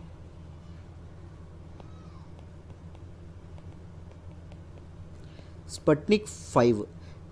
ఈ స్పుట్నిక్ 5 అనేది ఏంటి అంటే దీనివల్ల ఇంపార్టెంట్ ఇదేంటి అంటే this was the first COVID-19 to be approved globally, ప్రపంచవ్యాప్తంగా అప్రూవ్ అయినటువంటి మొదటి కోవిడ్-19 వ్యాక్సిన్ ఏంటంటే స్పుట్నిక్ 5.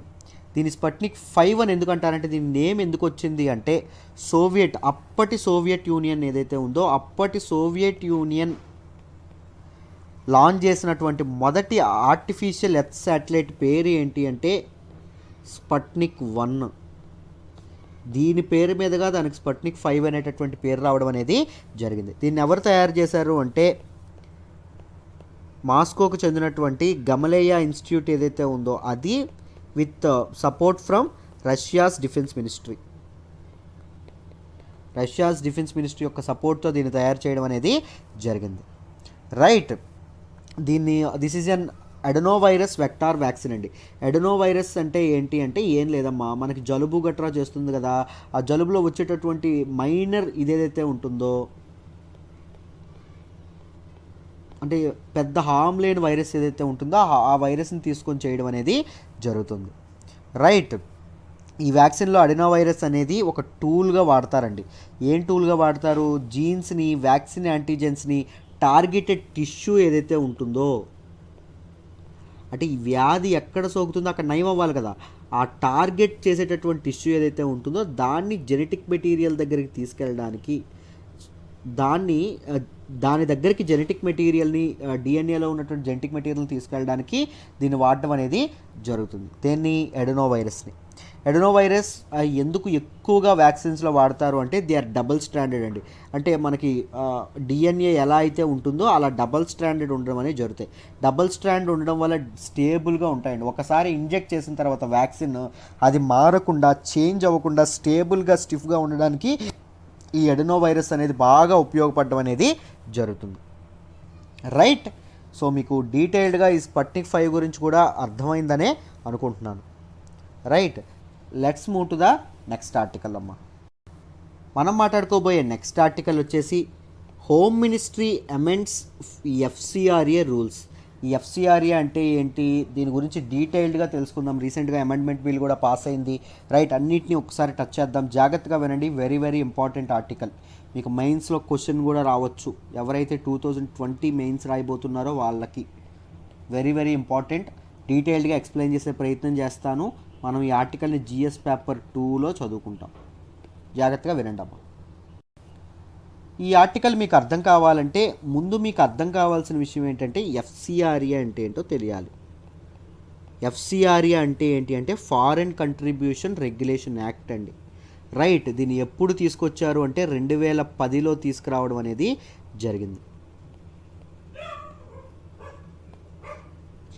జాగ్రత్తగా వినండి అమ్మా, క్లియర్గా ఎక్స్ప్లెయిన్ చేస్తాను, ఏం లేదు. అసలు ఎఫ్సిఆర్ఏ యాక్ట్ అనేది ఏం చేస్తుంది అంటే ఏం లేదు, ఫారెన్ కంట్రిబ్యూషన్స్, ఫారెన్ డొనేషన్స్ మన ఇండియాకి వస్తాయి కదా, వాటి తాలూకా జెనెసిస్ లేదా ఆరిజిన్, వాటి తాలూకా సోర్స్ ఏంటి, ఎక్కడి నుంచి వస్తున్నాయి, రైట్, దాని తర్వాత రిసిపియంట్స్ ఎవరు రిసీవ్ చేసుకుంటున్నారు, వచ్చిన డబ్బు ఎలా స్పెండ్ అవుతుంది, how they are spending this money, ఎందుకోసం వాడుతున్నారు ఇండియాలో.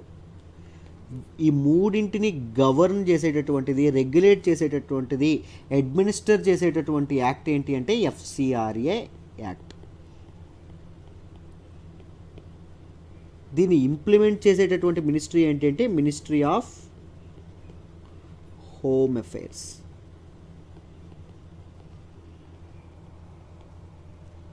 గుర్తుపెట్టుకోండి అమ్మా. రైట్, చూడండి డీటెయిల్డ్గా దీని గురించి మాట్లాడదాం, ఒకసారి వినండి. మినిస్ట్రీ ఆఫ్ హోమ్ అఫైర్స్ దీన్ని ఇది చేయడం అనేది జరుగుతుంది. ఇప్పుడు ఈ యాక్ట్ ప్రకారం ఏంటి అంటే మామూలుగా మనం బయట కంట్రీస్ నుంచి డొనేషన్స్ తీసుకోవచ్చు. 25,000 వరకు తీసుకుంటే పర్లేదు. 25,000 పైబడి నువ్వు తీసుకున్నావు అనుకోండి, మనం తిన్నగా వెళ్ళి మినిస్ట్రీ ఆఫ్ హోమ్ అఫైర్స్ దగ్గరికి వెళ్ళి వాళ్ళ పర్మిషన్ అనేది తప్పకుండా తీసుకోవాలి. ఒకసారి తీసుకుంటే సరిపోతుందా అంటే సరిపోదు. ఎవ్రీ 5 years మనం వాళ్ళ దగ్గర రిజిస్టర్ చేసుకోవడం అనేది జరగాలి. ప్రతి 5 సంవత్సరాలకు ఒకసారి వెళ్ళి రిజిస్టర్ చేసుకోవడం అనేది చెయ్యాలి. Right, foreign funding of voluntary organisations in India is regulated under FCRA act అండి. ఫారెన్ కంట్రిబ్యూషన్ రెగ్యులేషన్ యాక్ట్ అనేది ఫారెన్ ఫండింగ్స్ ఏవైతే ఉంటాయో వాటిని రెగ్యులేట్ చేయడం అనేది జరుగుతుంది.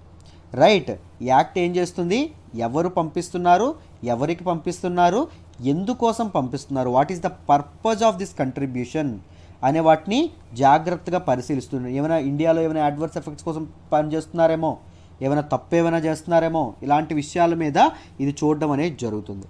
రైట్. దీనిలోకి రీసెంట్గా అమెండ్మెంట్స్ కూడా తీసుకొచ్చారు.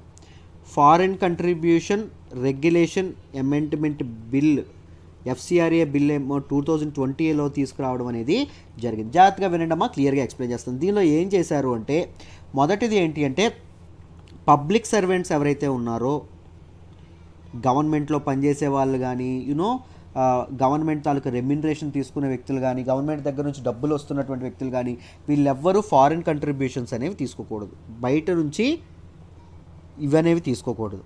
రెండోది ఏం చేస్తుంది అంటే, ఒక ఫారిన్ కంట్రిబ్యూషన్ ఇప్పుడు నాకు వచ్చింది అనుకోండి, నేను ఇంకొక వ్యక్తికి I shouldn't transfer this contribution to other person.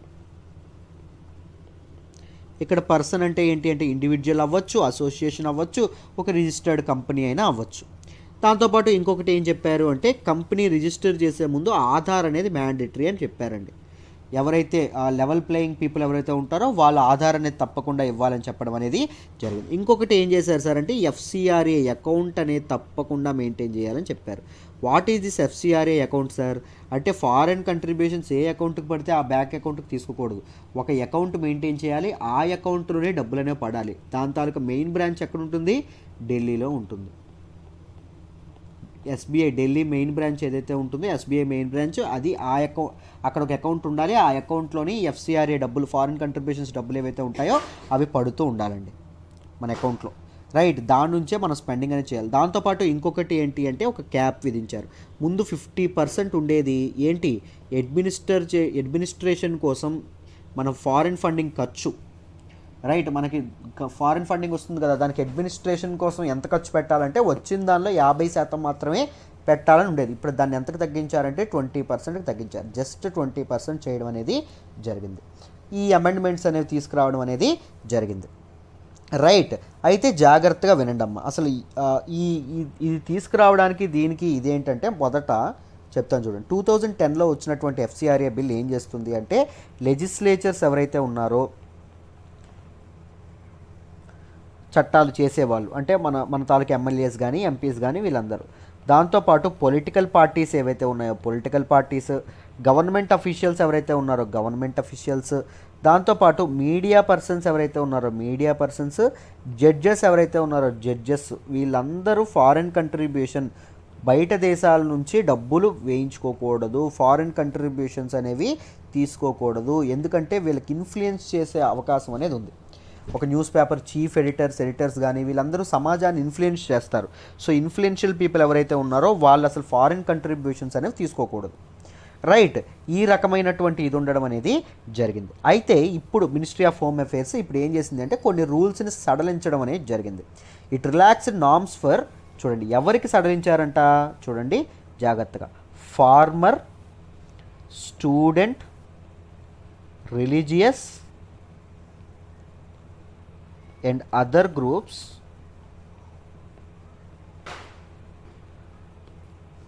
who are not directly aligned to any political party. ఒక పొలిటికల్ పార్టీతో డైరెక్ట్గా సంబంధం లేనటువంటి ప్రతి ఒక్కరూ ఫారెన్ ఫండ్స్ అనేవి తీసుకోవచ్చు అని చెప్పడం అనేది జరిగింది. ఎందుకు ఇది చేశారంటే చెప్తాను చూడండి సింపుల్గా. FCRA 2010 foreign contributions regulation act 2010లో ఒక పొలిటికల్ ఆర్గనైజేషన్ అని చెప్పి ఒక డెఫినేషన్ అనేది ఇచ్చారండి.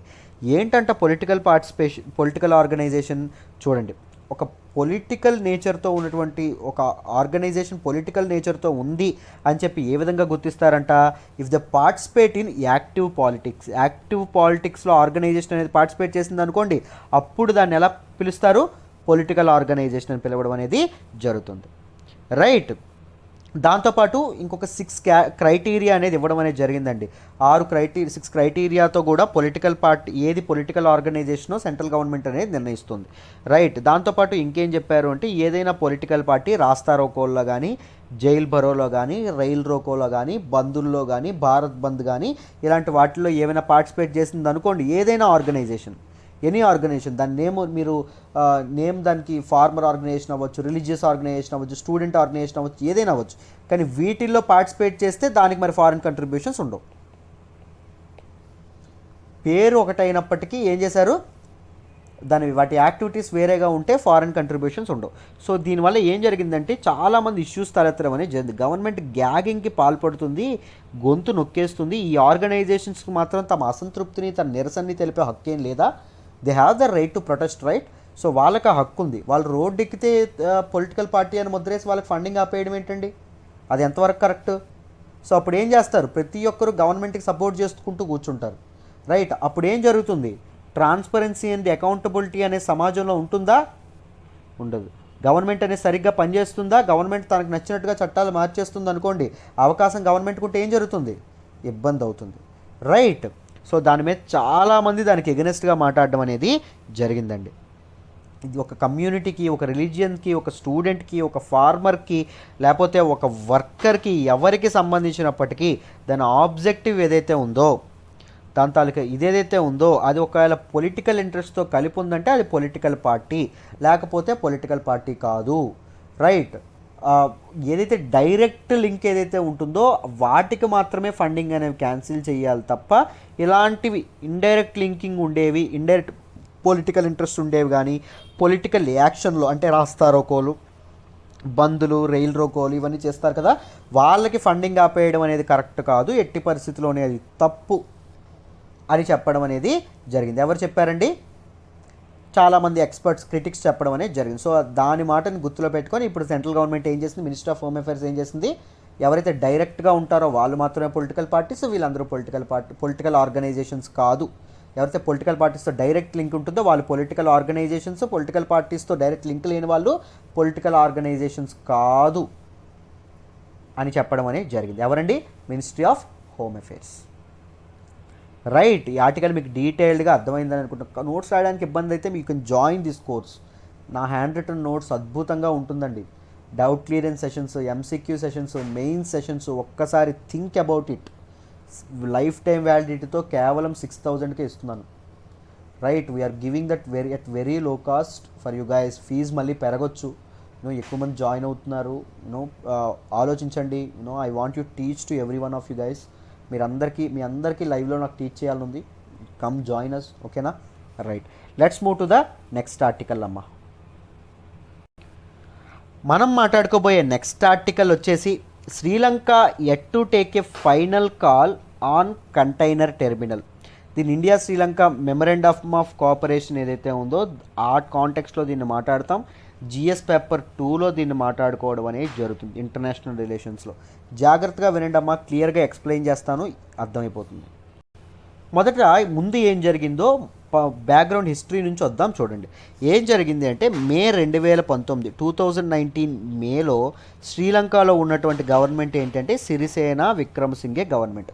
ఒకరు ప్రెసిడెంట్, ఒకరు ప్రైమ్ మినిస్టర్, ఒకరు రాష్ట్రపతి, ఒకరు ప్రధానమంత్రి. ఈ సిరిసేన విక్రమసింఘే అడ్మినిస్ట్రేషన్ ఏదైతే ఉందో ఇది ఒక మెమరాండమ్ ఆఫ్ కోఆపరేషన్ అనేది సైన్ చేయడం అనేది జరిగింది. ఎవరితో సైన్ చేసింది సార్ అంటే ఇండియా అండ్ జపాన్, ఈ రెండింటితో సైన్ చేయడం అనేది జరిగింది.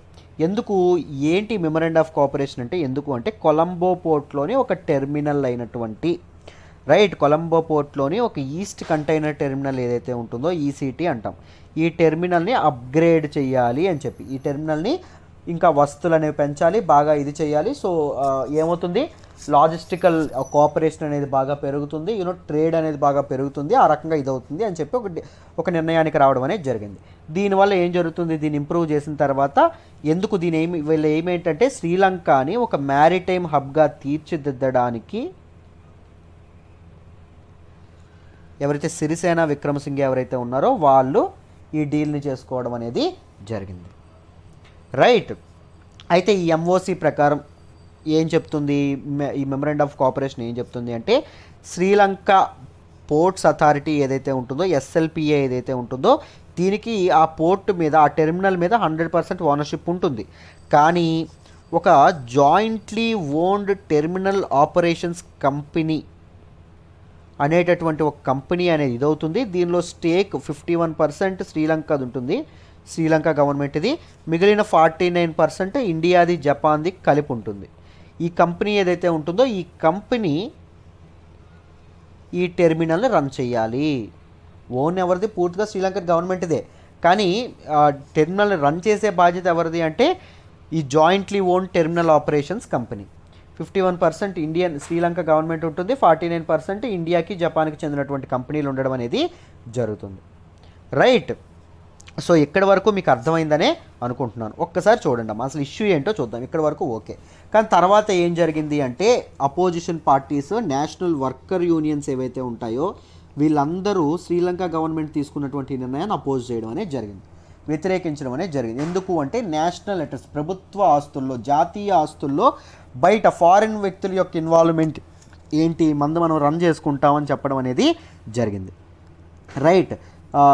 బట్ చెప్తే ప్రెజర్ ఉండడం వల్ల ఏం చేసింది అంటే డీల్ చేసుకున్నప్పటికీ దీనికి ముందుకు కదల్చలేదండి. There was no progress or there was no movement in this డీల్లో అసలు చలనమే లేదు.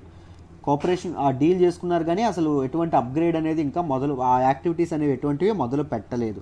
ఎందుకంటే అపోజిషన్ పార్టీస్, దాంతోపాటు వర్కర్స్ యూనియన్స్ ఎవరైతే ఉంటారో వీళ్ళ తాలూకా దీనివల్ల, రైట్, వీళ్ళ తాలూకా అపోజిషన్ వల్ల, వీళ్ళు ప్రెజర్ పెట్టడం వల్ల, వ్యతిరేకించడం వల్ల. రైట్. అయితే ఇప్పుడు వర్కర్స్ యూనియన్ తాలూకా ఒక మెంబర్ ఏమంటున్నారంటే ఇప్పుడు న్యూస్లోకి ఎందుకు వచ్చింది అంటే శ్రీలంక గవర్నమెంట్ మే సెసీడ్, అంటే శ్రీలంక గవర్నమెంట్ ఇండియా గవర్నమెంట్ యొక్క ప్రెజర్కి లొంగిపోయేటట్టు ఉంది, ఇండియా గవర్నమెంట్ అనేది చాలా చాలా ప్రెజర్ పెడుతుంది అని చెప్పడం అనేది జరిగింది. ఇండియన్ గవర్నమెంట్ ప్రెజర్ ఏంటి sir, what is Indian government ఎందుకు ప్రెజర్ పెడుతుంది అని చెప్పి ఆయనకు అడిగితే ఆయన అన్నారు, ఎవరైతే అదానీ గ్రూప్ ఎవరైతే ఉన్నారో వీళ్ళు గుజరాత్కి సంబంధించినటువంటి వాళ్ళు, ఇండియన్ ప్రైమ్ మినిస్టర్ కూడా గుజరాత్కి సంబంధించిన వ్యక్తి. అదానీ గ్రూప్ అనేది ఈ టెర్మినల్ ఏదైతే ఉంటుందో, ఈసీటీ ఏదైతే ఉంటుందో, ఈస్ట్ కంటైనర్ టెర్మినల్ ఏదైతే ఉంటుందో దీనిని ఇది చేద్దామని చెప్పి ఆయన అనుకుంటున్నారు, ఎక్కడ బిజినెస్ చేద్దామని చెప్పి ఆయన అనుకుంటున్నారు.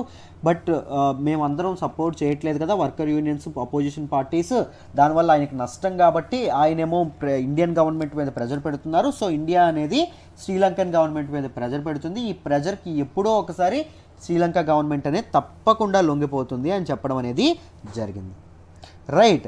అయితే ఈ డీల్ ఎందుకు అంత ఇంపార్టెంట్, ఇండియాకి దీనివల్ల ఏమొరుగుతుంది, ఇండియా ఎందుకు ఎంత ప్రయత్నిస్తుంది అని మనం మాట్లాడితే మొదటిది చూడండి, ఈ ప్రాజెక్ట్ మీద ఇండియాకి ఎందుకు అంత ఇది ఉంది అంటే బోత్ కమర్షియల్గా ఇండియాకి చాలా ప్లస్ అవుతుంది ఇది. ఎందుకంటే ఎక్కువ ట్రేడ్ అనేది మన ట్రేడ్ కూడా ఎక్కువ శ్రీలంక పోర్ట్ని పాస్ అవుతుంది కాబట్టి ఇది ట్రాన్స్షిప్మెంట్ ఏదైతే ఉంటుందో, అంటే మన షిప్ని అక్కడ అన్లోడ్ చేసుకొని లేకపోతే అక్కడ ఫీలింగ్ చేసుకొని వీటన్నింటికి చాలా చాలా అవకాశం అనేది లభిస్తుంది, కమర్షియల్గా చాలా కలిసి వస్తుంది. దాంతోపాటు ఇంకొకటి ఏంటంటే స్ట్రాటజిక్ మోటివ్ కూడా. ఎందుకు సార్ స్ట్రాటజిక్ మోటివ్ అన్నారు, వై అని చెప్పి మాట్లాడితే చూడండి, ఏం లేదు, Colombo international container terminal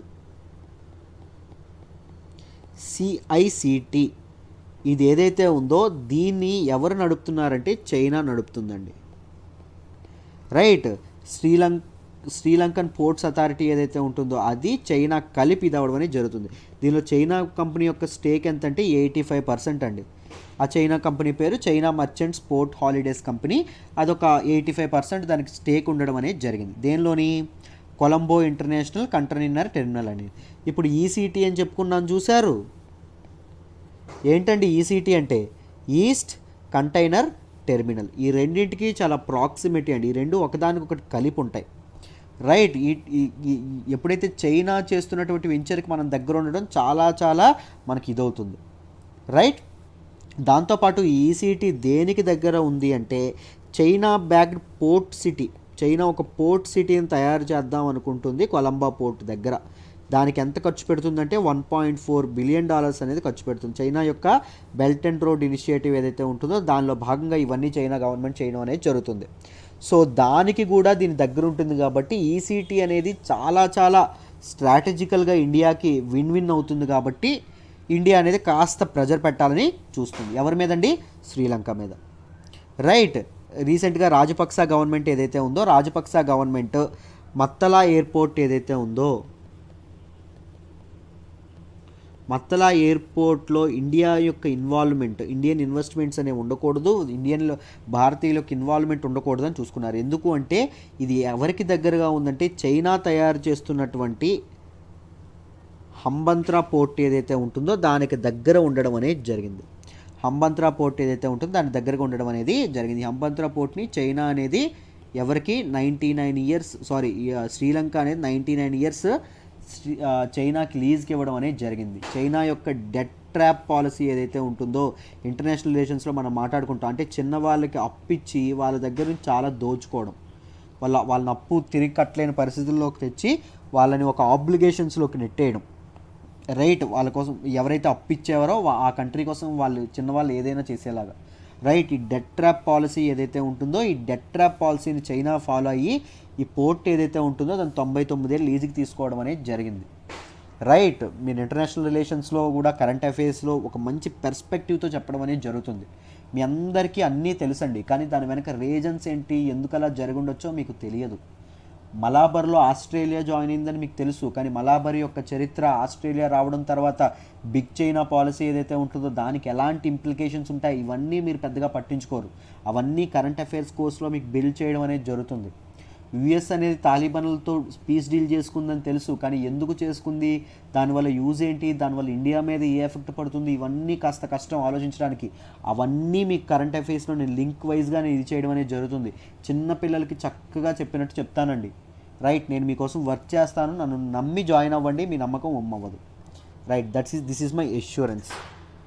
right, so I hope ఈ ఆర్టికల్ కూడా మీకు డీటెయిల్డ్గా కవర్ అయింది అనుకుంటున్నాను.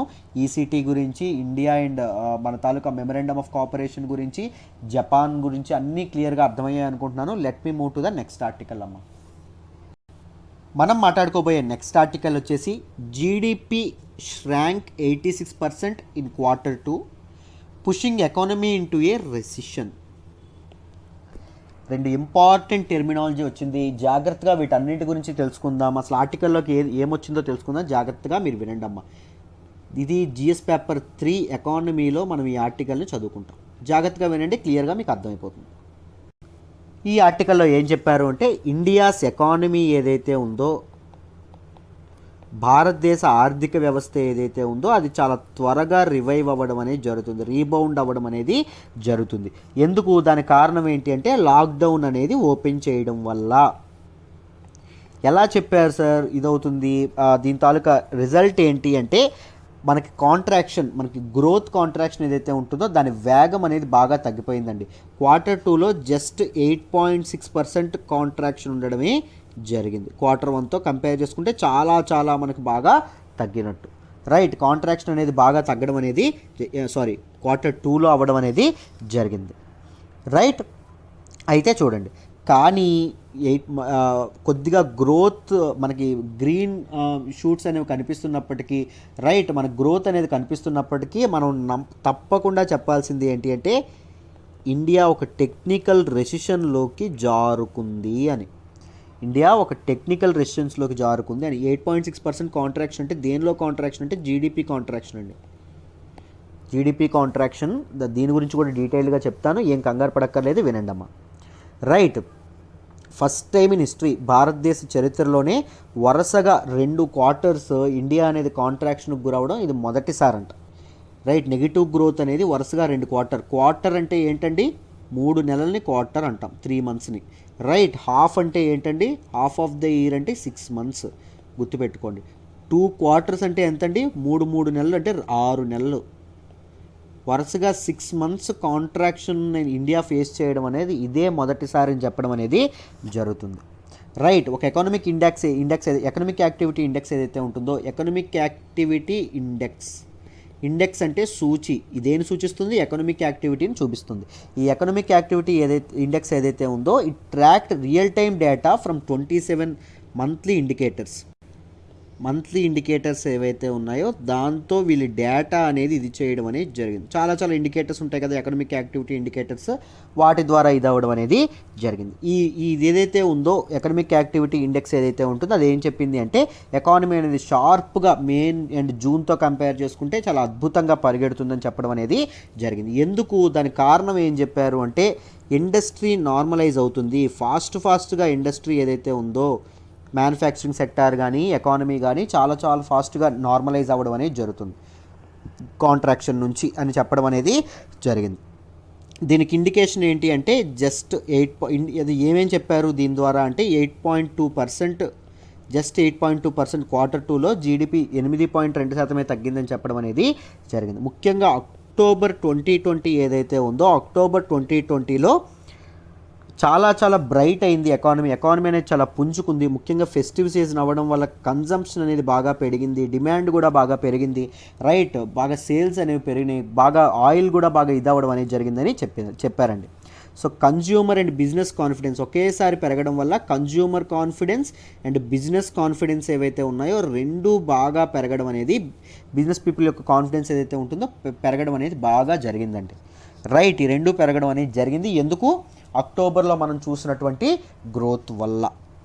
Right, but what are the concerns, ఈ గ్రోత్ ఇలాగే ఉంటుందా, రైట్, ఇలాగే ఉంటుందా అనడానికి మనం చెప్పలేమండి. There were many concerns to oppose it. Right, growth ఇలాగే ఉంటుందా అంటే ఇలా ఉంటుందని చెప్పలేమని చెప్పడం అనేది జరుగుతుంది. రైట్, ఏంటి సార్ మొదట అంటే ఇన్ఫ్లేషన్, అంటే ధరలు అనేవి పెరుగుతున్నాయి. రైట్, ఈ టైంలో ప్రొడక్షన్ పెరిగింది అనుకోండి, ఈ టైంలో మనీ సప్లై అనేది పెంచారనుకోండి మార్కెట్లోకి, ఇన్ఫ్లేషన్ ఇంకా పెంచేస్తుంది. రైట్, చాలా చాలా ఇబ్బంది అవుతుంది. ఇన్ఫ్లేషన్ మనకి చాలా చాలా పెద్ద థ్రెట్ అవుతుంది. ఇన్ఫ్లేషన్ అంటే ఏంటంటే ప్రైసెస్ రైజ్ అవ్వడం అండి. The phenomenon of the event of rising prices in an economy is called inflation అంటారు. రైట్, ద్రవ్యోల్బణం అంటారు ఇన్ఫ్లేషన్ అంటే తెలుగులో. మీకు ఇన్ఫ్లేషన్ అనేది పెరగడం అనేది చాలా చాలా ప్రాబ్లం అనేది క్రియేట్ చేస్తుంది. మనీ యొక్క వాల్యూని ఇన్ఫ్లేషన్ వస్తే ఏం చేస్తుంది, మనీ యొక్క వాల్యూ అనేది పడిపోవడం అనేది జరుగుతుంది. ఎందుకు, ఎలా, ఏంటి అంటే మీరు ఇలాంటి డౌట్స్ మీకు వస్తూ ఉంటాయి. యాజ్ ఎ బిగినర్ అయితే మీరు కరెంట్ అఫైర్స్ కోర్సులో వెంటనే అడగొచ్చండి, నేను పక్కనే ఉంటాను, మీరు టక్కనే మీకు ఆన్సర్స్ చేయడం అనేది జరుగుతుంది. రైట్, ఇన్ఫ్లేషన్ పెరిగితే కానీ మనీ యొక్క ఈ వాల్యూ ఎలా తగ్గిపోతుందంటే ఏం లేదమ్మా, ఇప్పుడు సపోజ్ ఈరోజు ఒక చాక్లెట్ ధర 10 రూపాయలు ఉందనుకోండి, రైట్, రేపు పొద్దున్న ఒక చాక్లెట్ ధర ఎంత 20 రూపాయలు అయిందనుకోండి. సింపుల్, నా దగ్గర 100 రూపాయలు ఉన్నాయి, నేను చాక్లెట్లే తింటూ బతుకుతున్నాను అనుకోండి, అప్పుడు నేను 100 రూపాయలతో ఎన్ని చాక్లెట్లు కొనుక్కోవచ్చు, మొదటి కేసులో 10 చాక్లెట్లు కొనుక్కోవచ్చు. నాకు 100 రూపాయలకి ఎన్ని వస్తాయి, 10 చాక్లెట్లు వస్తాయి. ఇప్పుడు మళ్ళీ నాకు 100 రూపాయలే ఉన్నాయి చేతిలో. ఈ రెండో సినారియోలో నేను వెళ్ళాను, నాకు ఎన్ని చాక్లెట్లు వస్తాయి, కేవలం 20 రూపాయలు కదా చాక్లెట్, ఇప్పుడు 5 వస్తాయి. సో మనీ ఒకటే సేమే ఉంది, కానీ దానికి పర్చేజ్ చేసే పవర్ ఏమైంది, ముందు 10 తెచ్చేది ఈ 100 రూపాయల కాగితం, ఇప్పుడు ఈ 100 రూపాయల కాగితం ఎంత తెస్తుంది, కేవలం 5 చాక్లెట్లనే తెస్తుంది. సో మనీ యొక్క పవర్ ఏమవుతుంది, తగ్గిపోయింది. రైట్, ఇన్ఫ్లేషన్ ఏదైతే ఉందో ఇన్ఫ్లేషన్ మనీ యొక్క పవర్ని బాగా తగ్గించడం అనేది జరుగుతుంది. రైట్, దాంతోపాటు ఫైనాన్షియల్గా స్ట్రెస్ అయినటువంటి హౌస్ హోల్డ్స్ ఎవరైతే ఉన్నారో, ఎంప్లాయ్మెంట్ కోల్పోయిన వ్యక్తులు కానీ డబ్బులు లేనటువంటి వ్యక్తులు, దాంతోపాటు కంపెనీస్ ఏవైతే ఉన్నాయో అవి కూడా కొత్త ఇన్వెస్ట్మెంట్స్ చేయలేక ఈ కాంట్రాక్షన్ ఇంకా ఇది చేసే అవకాశం కూడా ఉంది. దాంతోపాటు సెకండ్ వేవ్ అంటున్నారు. ఈ సెకండ్ వేవ్ భయం ఏదైతే ఉందో గ్లోబల్ మార్కెట్లో పూర్తిగా కన్జంప్షన్ పడేలా చేస్తుందండి. డిమాండ్ అనేది పూర్తిగా పడిపోయింది అనుకోండి గ్లోబల్ మార్కెట్లో, మన ఎక్స్పోర్ట్స్ అనేవన్నీ తేలిపోతాయి, మనకు ఒక్క ఇది కూడా మిగలదు. రైట్, దానివల్ల కూడా కాంట్రాక్షన్ అయిపోతుంది, దానివల్ల కూడా మనం లాసెస్ చూడొచ్చు అని చెప్పడం అనేది జరిగింది. రైట్, ఈ ఆర్టికల్లో వీటన్నింటి ఫ్యాక్ట్స్ డీటెయిల్డ్గా చెప్పారండి. మీరు తెలుసుకోవాల్సింది ఏంటి అంటే సమ్ ఫ్యాక్ట్, జీడిపి అంటే ఏంటో తెలుసుకోవాలి. జీడిపి అంటే ఏంటమ్మా, గ్రాస్ డొమెస్టిక్ ప్రొడక్ట్. ఇది జీడిపి ఎందుకు వాడతారు అంటే ఒక ఎకానమీలో, అంటే ఒక కంట్రీలో ఎకనామిక్ యాక్టివిటీ ఎలా ఉంది, ఆర్థిక వ్యవస్థ ఎలా వెళ్తుంది, ఎలా దీనిగా ఉంది, మూమెంట్ ఎలా ఉందని తెలియడానికి ఇది అవ్వడం అనేది జరుగుతుంది. రైట్, అసలు జీడిపి అసలైన ఇది ఏంటి అంటే, రైట్, ఒక కంట్రీలో it is a countries annual output of goods and services.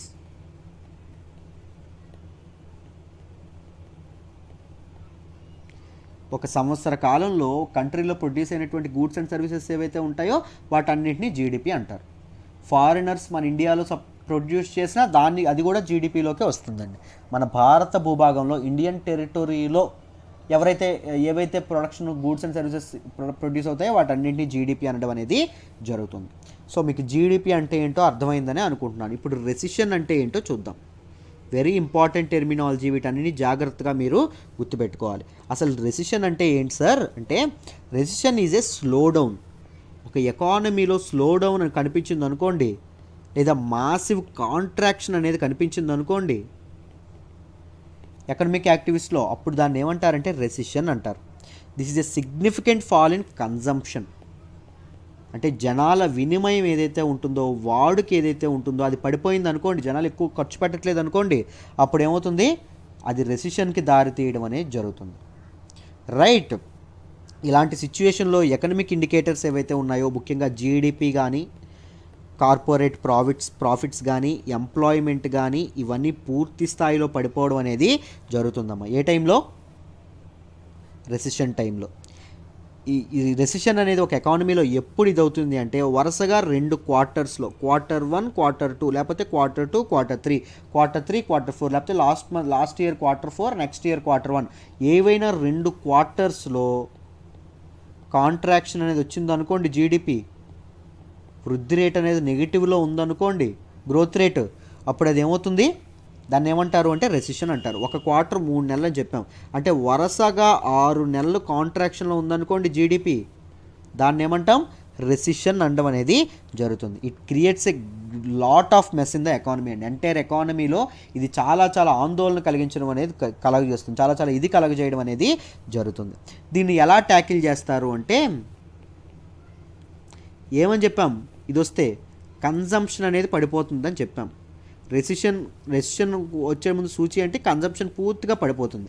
So దీన్ని ట్యాకిల్ చేయాలంటే ఏం చేయాలి, కన్జంప్షన్ని తిరిగి పెంచాలి. కన్జంప్షన్ని తిరిగి పెంచాలంటే ఏం చేయాలి, గవర్నమెంట్ ఎకానమీలో మనీ సప్లై అనేది పెంచాలి.